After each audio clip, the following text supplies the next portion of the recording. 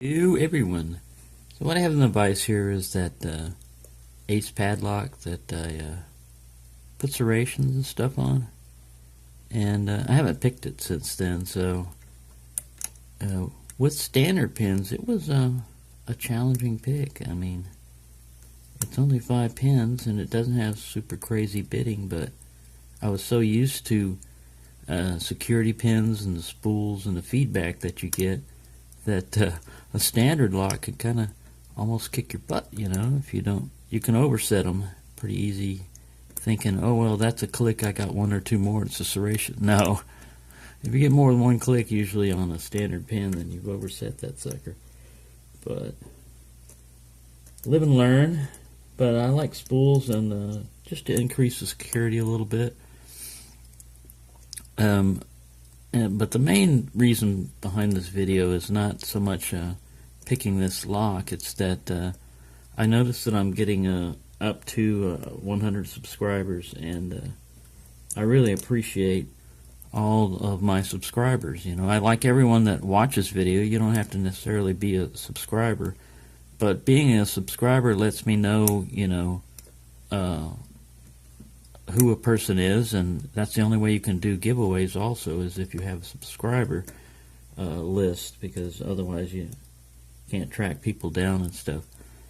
So I'm going to do a giveaway at my 100 subscriber mark. I think I'm at like 77 right now or something. So I've already got something on order, and I've got a couple other things in mind, but I don't have a whole lot of money. And I wanted to gear this, the giveaway, towards something that anyone who's interested in lock sport could use, like at any level of skill level, from novice to advanced. And that takes some thought, because a lot of the lock pickers, like Mr. Bill Bacardi and a lot of these other ones out there, they've already got pretty much everything they need. So you got to be pretty creative to come up with something that they would be interested in having. And I don't know how successful I'm going to be with that, because a lot of people just bow out of just to give other people a greater chance of winning. But the good thing about a low subscriber list is you have a pretty good odd of winning. Not everybody's going to comment and want to be in a competition. So I'm just planning ahead. I had a little bit of money this week, so I just got to click off somebody. So I went ahead and ordered one of the main things, which is going to be I'm going to still keep it in the package and everything. It's one of these ace padlocks that I've got right here in the vise. Even if you're an advanced picker, you could still mess around with this thing and make security pins out of the standard pins there. And they're kind of a fun pick also. They were another click and a slight turn. I had to let off the core, so I think I hit one of my spools. But the main thing is I wanted to, show my appreciation to my subscribers, because I started this channel off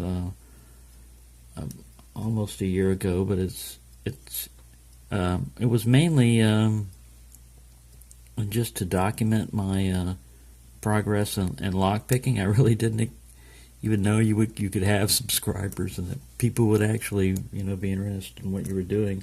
It was just kind of like putting it up there for the world to see, because at first I didn't even know there were other lock pickers, until I started looking at YouTube and stuff. I thought it was something that I had stumbled upon, a dying art, because it used to be the only way you did this was you were exposed to it in your profession, like a locksmith, or you worked, in a security type of situation, or you had a mentor, somebody that basically taught you how to do this stuff. I have tried to, over the years, learn it by reading books and stuff and practicing on what I find, but I would say that knowledge is, reading knowledge is a small part of it. The main thing is learning about tension and the different states of the pins, and you can't get that out of a book or a video. It's pretty much you got to stick a pick in there and go for it. And like this little guy here, maybe I'm using the wrong. I've got this Southward Max, more like a European style hook that Locknib made, and it's pretty good. It's got a lot of reach. It's got a thin profile, and it's pretty strong, and it's opened more than one lock so far. This guy is resisting, and even if I don't open it, I'll put this video up just to announce that I'm going to do the giveaway. And I don't think I'm going to make it, anything super challenging. Basically, you just got to be a subscriber and comment on the video where I announce, the 100 giveaway. And then as far as like drawing the names and everything, I may do it old school. I mean, I'll try to do that YouTube link generator and everything. But I'm operating off not an iPhone, but an Android phone. That's all I got. I don't have a computer or anything. So some of these things like messages and YouTube and stuff, you have to have, the link to get there. There's a separate little channel, and I'll have to figure out that when that time comes. But even if I don't, I'll just put them all the names in a hat or a bucket, and draw it out the old-fashioned way. But I wanted it to be, something that everybody could use, and everybody can use a lock, even if you're not into lock picking. You could use it as a functional lock, But if you are into lock picking, you might not have seen this one, and it's going to be open to everyone that's, a subscriber and whatever country you're in, as long as it's legal to send you locks. And I'm going to try to include some lock picking stuff with it, but I haven't, Ooh, there was another good click and a slight turn on the core. I'd like to get this guy open, but like I said, if I don't, that's alright. I haven't messed around with locks too much lately. Last night, you can see the picking juice in the background. I slammed a good old-fashioned Heineken. And I used to work night shift, and I wound up being in night shift there for part of the night, and I was just basically so hammered and tired, basically. I couldn't pick, and I didn't want to make a video and make a fool of myself, because I can make a fool of myself without alcohol. I don't need that. But there you go. That's the main purpose of this video, and I ordered some more picks from Peterson's, and I got a Peterson gem, which is good. Where is that guy hiding at? Here he is. An electroless nickel. Because I lost my regular Peterson gem, and I got, they call this one a reach. It was pretty good. It almost looks like the other little hook. And I got an 18 thousandths hook 7, because sometimes a gem is not enough, or you just need to get really back deep in there with, a high set pin. And that's not the case in this guy. Ooh, look. I think I was just maneuvering off the tension wrench, but it sure did look like counter rotation. So we'll give this guy, until like 10 minutes, because it is kicking my butt. But see, that's all you got to do. Before, I was opening it fairly easily with the standard pins in there. I mean, not fairly easy, but it took a while. But man, you can really increase the feedback of this lock by just adding your own serrations or spools. Security pins are not as easy to find for this thing, so you just basically, if you got a Dremel tool or something like that, just chuck it up in there and get yourself a needle file and go for it. And then reassemble it and see what you get. And on this one, I'm getting more crunching. In a way, standard pins are kind of easier because you should be able to rake them open a lot and stuff. But like I said, I'm more into single pin picking lately because of the fun of it. Raking is fun also if it's more of an expedient method for me. You know, if I have to get into a lock quickly, it's not so much like a sport thing. It's more like a practical type of thing. Like when I was being the company locksmith unofficially. Boy, that one's. I have to go with the small one. Let me try a little standard hook. But no, he's not giving me enough reach. I'll go with this this new electroless nickel reach here. Man, you can tell the difference on the size of the picks. This is, I'm going to have to go with a thinner pick here. I'm going to go back with the Southward that I had. It's got a lot better profile for this particular lock.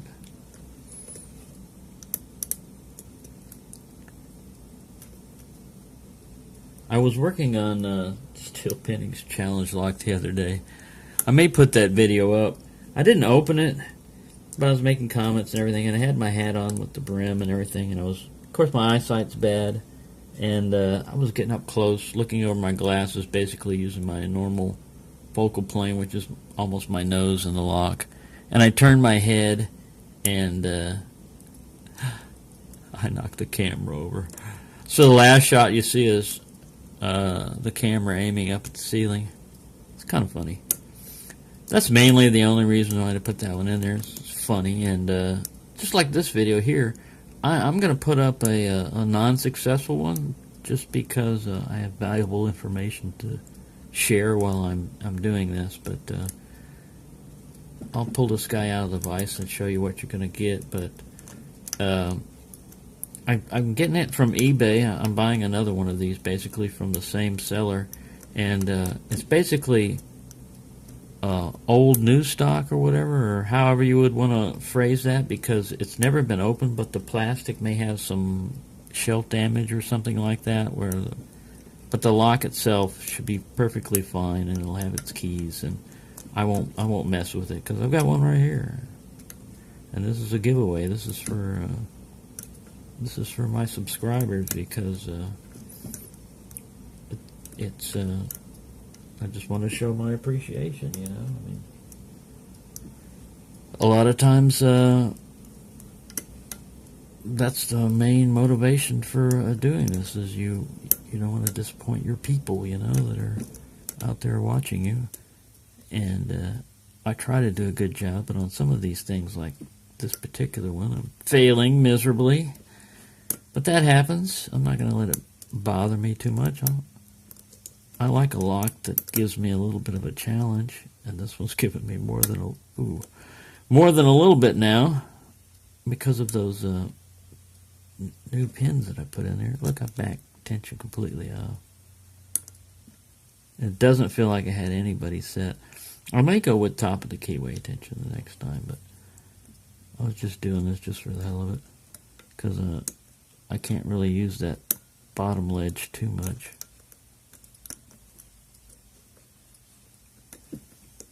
There we go, we're at 13 minutes and no success, but I like doing videos, basically.